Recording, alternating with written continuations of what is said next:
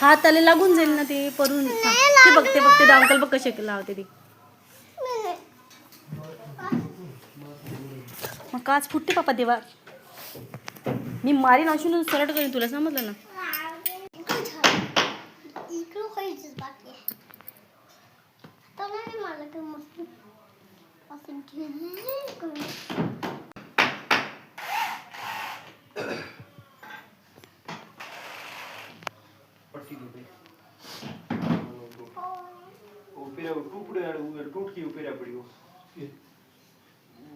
पट्टी नीचे नीचे टाइल पड़ी।